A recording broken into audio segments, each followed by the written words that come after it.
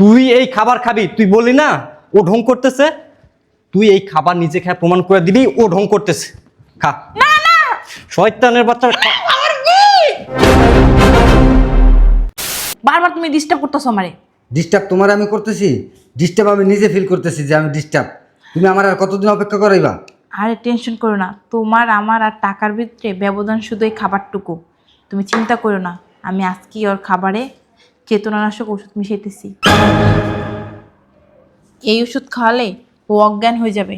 অজ্ঞান হয়ে গেলে ওর ফিঙ্গারপ্রিন্ট নিয়ে ওর প্রপার্টিস যত কাগজপত্র আছে ওইখানে দিয়ে দেব। এটা কোন ধরনের বেয়াদবি? হ্যাঁ কুলসুম, এটা কোন ধরনের বেয়াদবি? কুলসুম, তাই তো, তোর যদি ক্ষুধা লাগে খুব, তুই আস্তে ধীরে খা, এমন তাড়াহুড়া কেন করতেছিস? আসো, কখন নাস্তা বানাই রেখে দিছি, খাও। ঠান্ডা হয়ে যেতেছে, খাও। খুব ক্ষুধা লাগছে বুঝছো। আচ্ছা খায় নাও।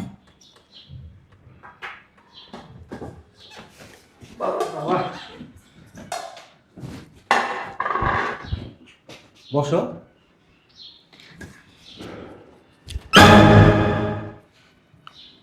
এটা কোন ধরনের বেয়াদবি? হ্যাঁ কুলসুম, এটা কোন ধরনের বেয়াদবি?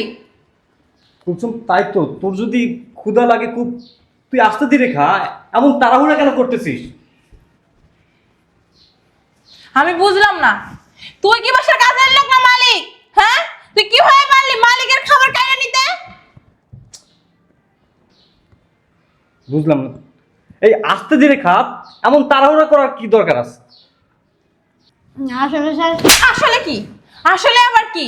হ্যাঁ, আসলে কি জানো, তোদের মতো ছোট লোকের বাসায় কাজে রাখা ঠিক না। কারণ তোরা মালিকের খাবারই কাইরে নেস, মালিক হওয়ার চেষ্টা করস। হ্যাঁ, তোরা কি মালিক হওয়ার চেষ্টা করস? তোর সাহস কত বড়, তুই আমার জামাইয়ের খাবার তুই কাইরা নিছস? হ্যাঁ, বের হ এখন, এখান থেকে বের হ। স্যার স্যার কি? স্যার কি? স্যার কি? হ্যাঁ, শয়তান বিয়াদব, তোর সাহস কত? তোর খিদা লাগাতে আমাকে বলতি, আমি তোর খাবার দিতাম, তুই কেন আমার জামাইয়ের খাবার কাইরা নিলি? কাজটা তুই একদম ঠিক করিসনি। আসলে ম্যাডাম আপনি যে বললেন আমি মালিক হওয়ার চেষ্টা করছি, একদমই না ম্যাডাম। একদমই এইটা, তুই মালিক হওয়ার চেষ্টা করতে না পারলে তুই কেন আর খাবার নিলি? হ্যাঁ, আসলে তোর খাইতে মন চায়, রান্নাঘরে মুড়ি আসছিল, চিনি আসছিল, চা আসছিল, ওটা খাইতি, তুই ওর খাবার কেন কাইরা নিলি? তোর সাহস দেখে আমি দিন দিন অবাক হয়ে যেতেছি। তুই সামান্য একটা কাজের লোক, আর ওকে ও এবারের মালিক।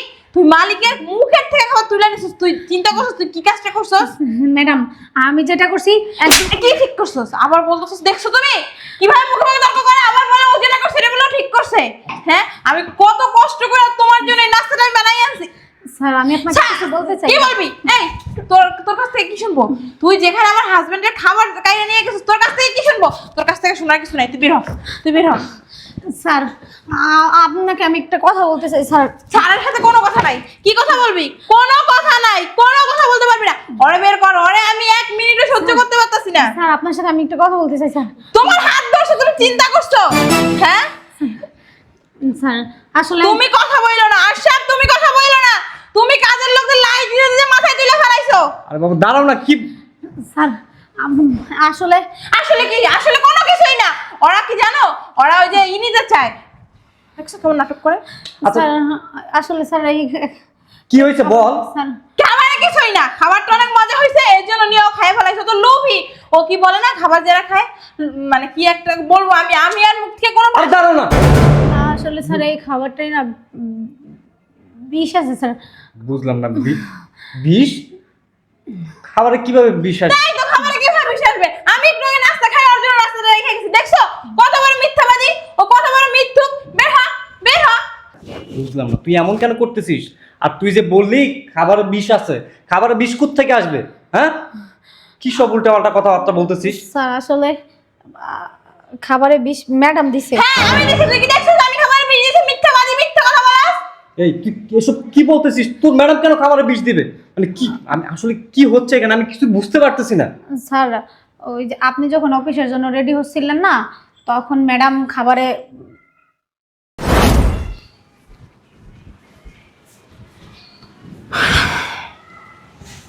যাক, অনেকদিন পরে আমার কাজটা আজকে আমি সফল হইতে পারবো। আর খাবারে বিষটা মিশাই।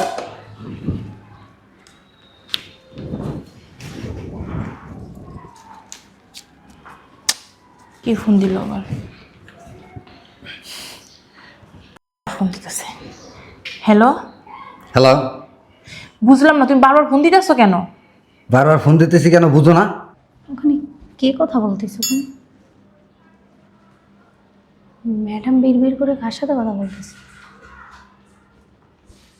আমি কি বুঝবো? বারবার তুমি ডিস্টার্ব করতেছো আমারে। ডিস্টার্ব তোমার আমি করতেছি? ডিস্টার্ব আমি নিজে ফিল করতেছি যে আমি ডিস্টার্ব। তুমি আমার আর কতদিন অপেক্ষা করাইবা? আরে টেনশন করো না, তোমার আমার আর টাকার ভিতরে ব্যবধান শুধু এই খাবারটুকু।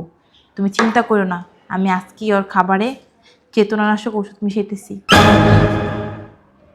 এই ওষুধ খাওয়ালে ও অজ্ঞান হয়ে যাবে। অজ্ঞান হয়ে গেলে ওর ফিঙ্গারপ্রিন্ট নিয়ে ওর প্রপার্টিস যত কাগজপত্র আছে ওইখানে দিয়ে দেব। তারপরে ওরে লাত্তি মেরে বাসা থেকে বের করে দিয়া তুমি আর আমি বিয়ে করে হানিমুনে ঢাকার বাইরে যাব। ভাই আল্লাহ, এগুলো ম্যাডাম কি বলতেছে? শোনো, যেটাই করো তাড়াতাড়ি করো, আমি কিন্তু আর অপেক্ষা করতে পারতেছি না। আচ্ছা তুমি ফোনটা রাখো, তুমি যদি বারবার ফোন দিয়ে ডিস্টার্ব করো আমি তো কাজটা করতে পারবো না। ঠিক আছে। আচ্ছা, অনেক দিন অপেক্ষা করতে হয়েছে এই দিনটার জন্য।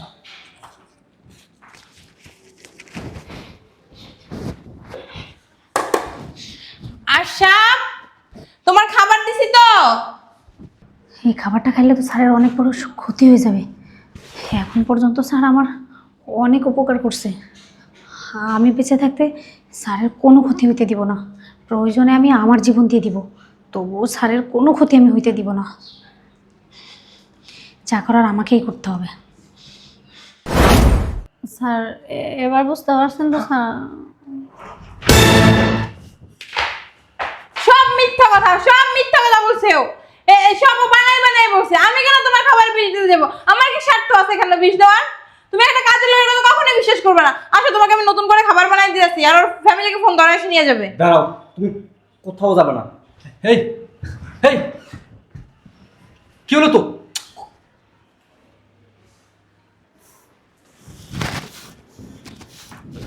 কুলসুম, এই কুলসুম, আর ঢং করতেছে। শয়তানের বাচ্চা, কেমনে পারলি? কেমনে পারলি খাবারে বিষ দিতে? আমি বিষ দিই নাই। বিষ দিস নাই তাই না? বিষ দিস নাই, তাহলে কুলসুমের এই অবস্থা কেন হলো? ঢং করতেছে, বললামই তো ঢং করে, ঢং। শয়তানের বাচ্চা, ও ঢং করতেছে না, তুই মিথ্যা কথা বলতেছিস।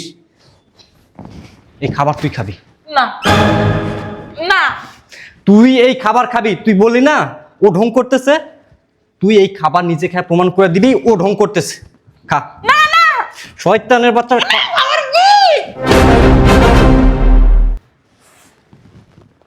এইবার সত্য কথা তো ঠিকই বললি। এই যে কেন করলি এই কাজটা? আমি কি এমন অন্যায় করছিলাম? আমি কি এমন অন্যায় করছিলাম যার কারণে তুই খাবারে বিষ দিলি? কি করতাম আমি? হ্যাঁ, আমি তোমাকে ভালোবাসি না। আমার বাবা মা জোর করে তোমার সাথে আমার বিয়ে দিছে। আমি অন্য একজনকে ভালোবাসি। তোমাকে বারবার বলার পরও তুমি আমাকে ডিভোর্স দিতেছ না। আমি ওর কাছে যাইতে পারতেছি না, তাই তোমাকে মারার প্ল্যান কইরা তোমার সয় সম্পত্তি বিক্রি কইরা আমরা দেশের বাইরে চলে যেতাম। চুপ, শয়তানের বাচ্চা। আমি তোরে বিয়ে করছি কি ডিভোর্স দেওয়ার জন্য? আমি তোরে বিয়ে করছি ডিভোর্স দেওয়ার জন্য? আরে আমাকে যদি তোর ভালো নাই লাগে, আমার সাথে যদি তুই সংসার করতে নাই চাস, তোর যদি অন্য কোনো ছেলের সাথে সম্পর্ক থাকে, তাহলে কেন আমাকে বিয়ে করলি? আমি বিয়ে করতে চাই নাই, আমার বাবা মা জোর করে তোমার সাথে বিয়ে দিছে। কেন এই কথাটা তুই ফ্যামিলিকে বুঝাইতে পারিসনি? এটা আসলে দোষ তোর, তোর দোষ। তোর মনে শয়তানি বুদ্ধি ছিল। কি সুন্দর প্ল্যান করছিস, আমাকে মেরে আমার সকল সম্পত্তি হাতে নিয়ে তুই তোর নাগরের সাথে সুখের সংসার করবি, এই ছিল তোর মনে? এই ছিল তোর মনে? শয়তানের বাচ্চা, আমি তোর কারণে দিনকে দিন মনে করি না, রাতকে রাত মনে করি না, আমি রাত দিন পরিশ্রম করতেছি তোকে একটু ভালো রাখার জন্য। আর তুই কি না আমার খাবারে বিষ দিয়ে তুই আমাকে দুনিয়া থেকে বিদায় করে দিতে চাচ্ছিলি? ভাগ্য ভালো আজকে কুলসুমের জন্য আমি বাঁচছি, নাহলে তো আমি দুনিয়াতেই থাকতাম না। আমি দুনিয়াতেই থাকতাম না।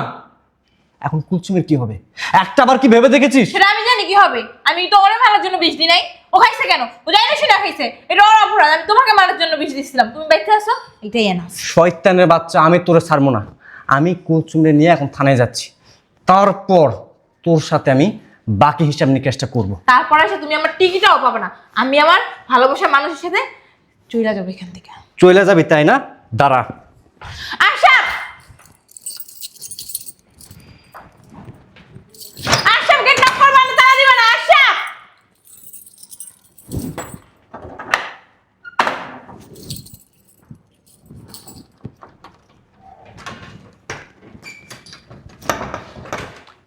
কাজটা তুমি না একদম ঠিক করো নাই।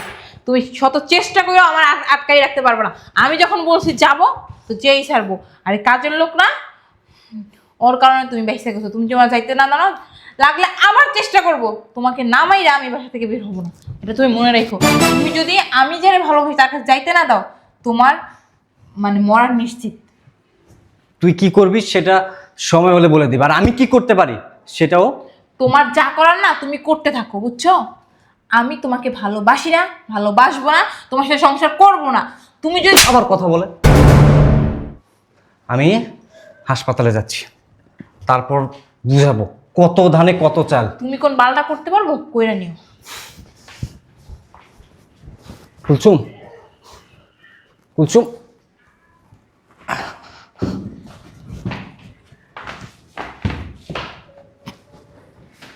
আস্তে কুলসুম।